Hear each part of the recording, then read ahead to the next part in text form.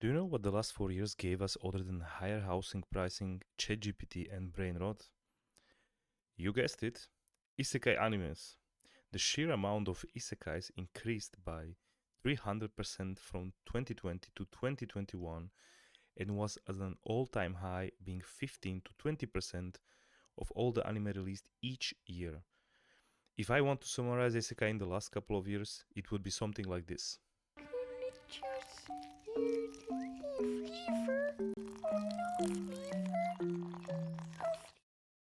Welcome back everyone to another video. Today we'll be talking about reviewing and talking about isekai in general. So, as mentioned in the intro, isekai in the last couple of years really boomed and peaked. So I think we should first have a look at the history of isekai. So isekai existed for a long time, but it was very popularized in 2012 by Sword Art Online. And I'm also one of those guys who saw Sword Art Online when it came out, and it became a mantra, for me for a long time, my teens, so you cannot judge me. But I guess I'm not the only one. So Sao really popularized isekais in general, and what the directors and the people in the anime industry saw is that with popularity of the genre, they decided to invest money and to start creating in this space. There were already some light novels and some mangas maybe about isekais, but nothing was really serialized. So they saw the premise of money, or they saw money behind the whole concept.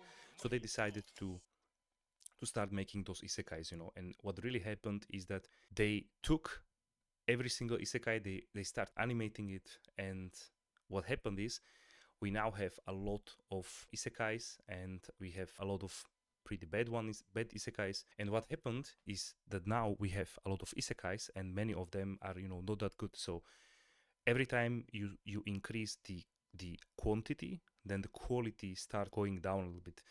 And that's really what happened. This is kind of a little bit of the history of isekai. So let's move into the current state. So where is isekai currently? So currently isekai is everywhere you look. You see isekai here, isekai there, isekai there.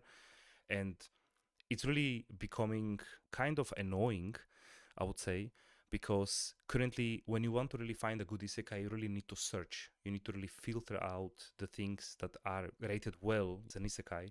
So I think this is the byproduct of what happened because of the isekai itself, of the whole launching of the isekais.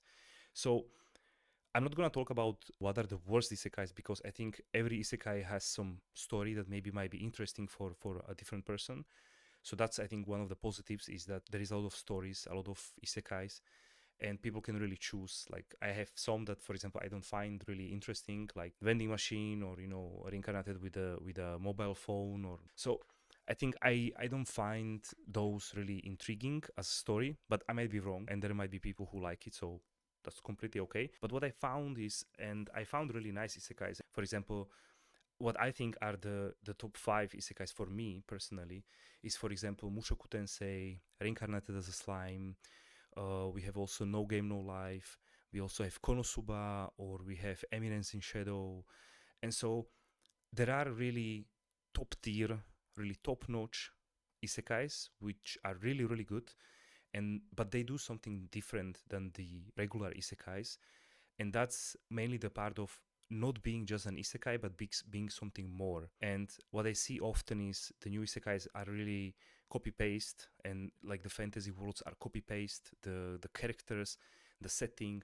Maybe there is something small thing that is interesting, but other than that, it's really just copy pasting everything. So what these isekais do, what that I mentioned, like for example Mushoku Tensei, is really a strong story of the guy. He has some advantage at the beginning with the incantations. He doesn't need to, you can just cast the spell, so he has some advantages, but he's not completely overpowered. And in the story itself, you can also see that Rudeus has a lot of flaws and a lot of traumas that he brings from his real world. So that story specifically, Rudeus has a huge character development and character redemption. So you see how he really hates people, and he starts to like them again. He starts to opening up to people. So you really see how Rudeus really moves along, and you move along with him on this story. And this is kind of like the main gist of the story, and everything around is just complementing it. So you see that it's not only about the guy who is reincarnated, but it's about the guy who is reincarnated, and we see his redemption. And also, like, for example, Konosuba is really something completely different than Mushoku Tensei. So it's mainly focused on kind of like a slice of life, funny stories, really like funny encounters, like the chemistry between them. And Eminence in Shadow, for example, is another great example. It's also about him being reincarnated and being this boss of this underground organization like Shadow Garden. But at the same time, there is like a lot of comedy like wrapping around it. It's more like of a parody. So you can really see that you can create a very good isekai, but you need to give it something interesting, something that really makes it stand out from the other, and really something unique that really underlines. And Eminence in Shadow has like one of the best memes, like for example, Atomic.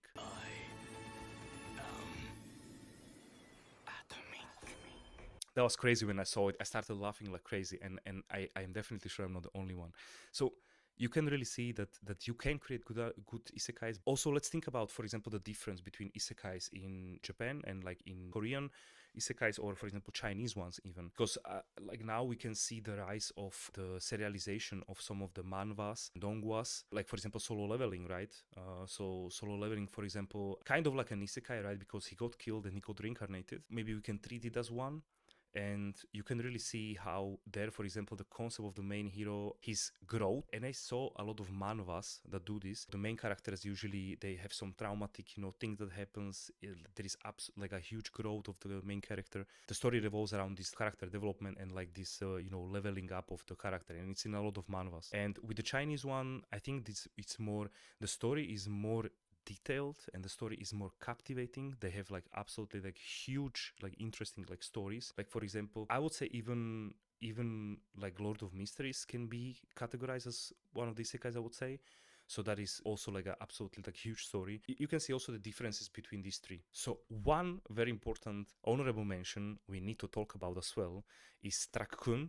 Trakkun, I think, became an iconic part of isekais. For those of you who don't know, like back in the days, what happened, and also in Mushoku Tensei, for example, what happened, the track ran over the protagonist and he got reincarnated. So this was usually the gist of how the person was actually reincarnated into the different world.